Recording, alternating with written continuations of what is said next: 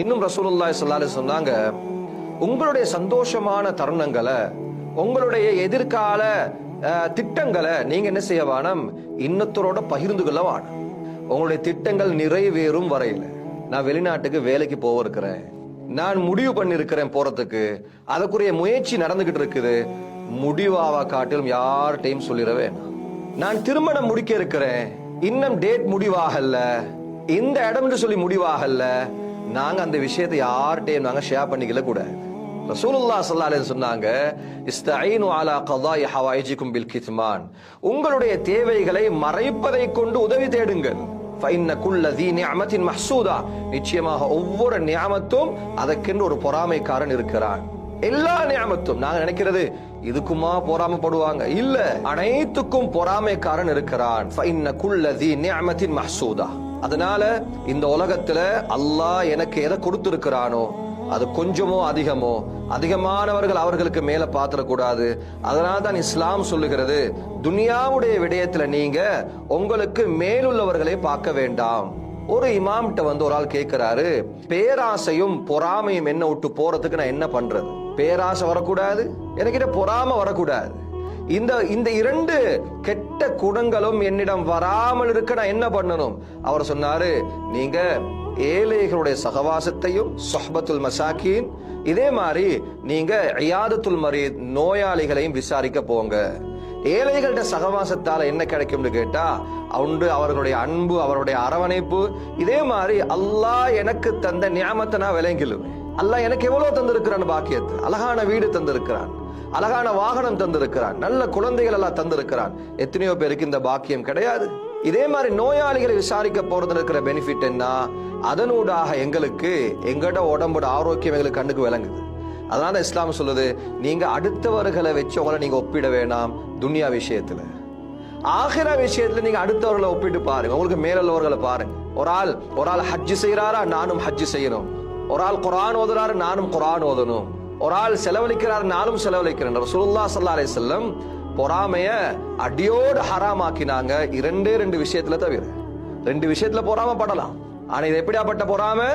நான் யார் மீது பொறாமைப்படுகிறேனோ அவர்கிட்ட இருக்கக்கூடிய விடயம் இல்லாமல் போக வேண்டும் என்றல்ல, மாற்றமாக அவர் மாதிரி நானும் ஆகணும்.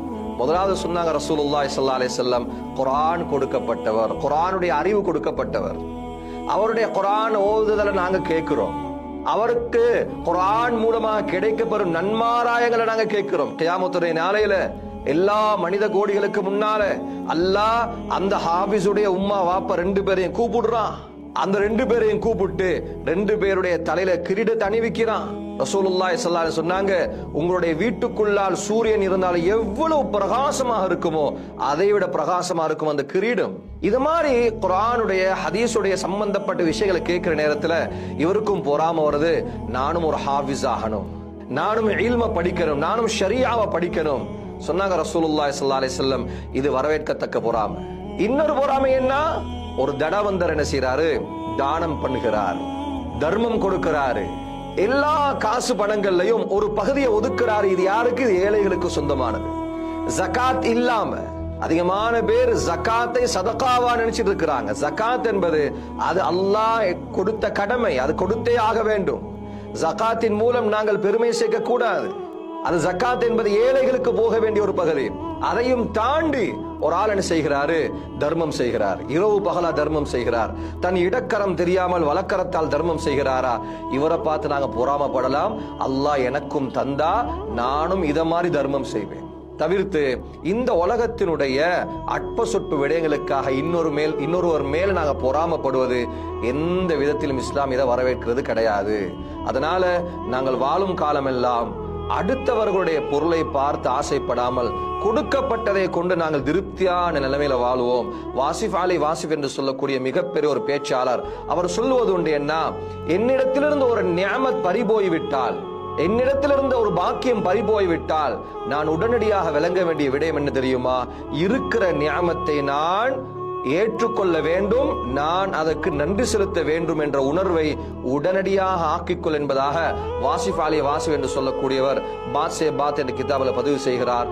வல்லல்லாஹு சுப்ஹானஹு வ தஆலா நம் அனைவரையும் இறுதி மூச்சு வரையில் அவன் விரும்பியபடி வாழ வைப்பானாக.